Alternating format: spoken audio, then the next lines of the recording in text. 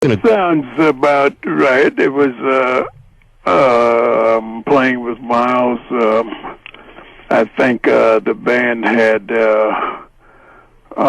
Coltrane, Kenny Clark on drums, and I forget who the bass player was, but that was also the first time I played with John, and also the first time that I played with Kenny Clark. Wow! So I remember it was quite a event for me that night. Did Coltrane strike you in any particular way on that first time meeting him? Well, in what sense? What do you mean? Did he hit me with his horn? Musically, personally? Well, we didn't get too much of a chance to hang out. I mean, I could tell he was a player who was unique and different type of a player, you know, and listening to him all through the years after that, he was always had something different about him that was hard to figure it out in terms of some of the ways that other people played and most of the guys were playing. So that, you know, he is a very unique player, you know. People said similar things about you. They say that now, and they said that then. Well,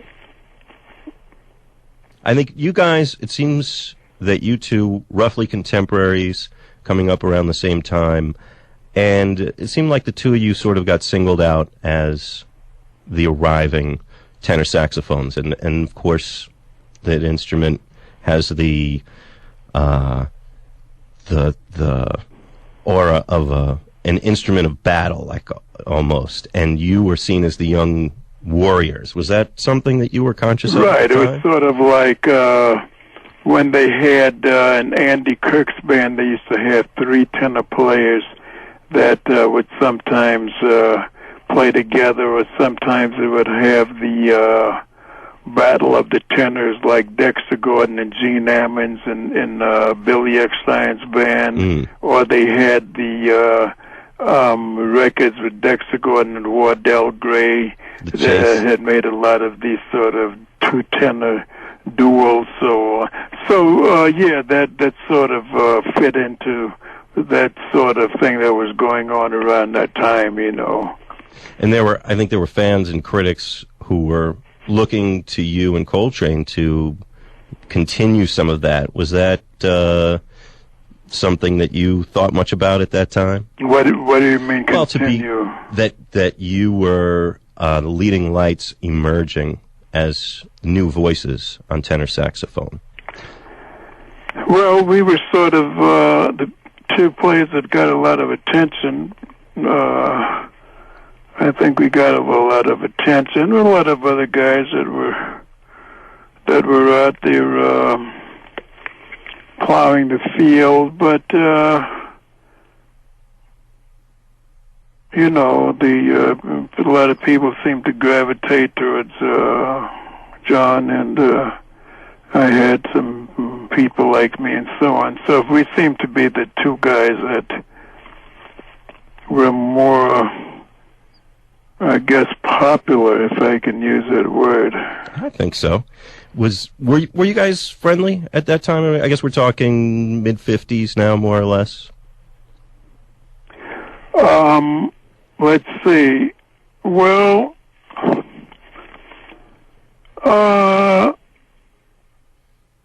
you know, we were you know, very close friends, really. But John wasn't the type of a person that was sort of a very outgoing person.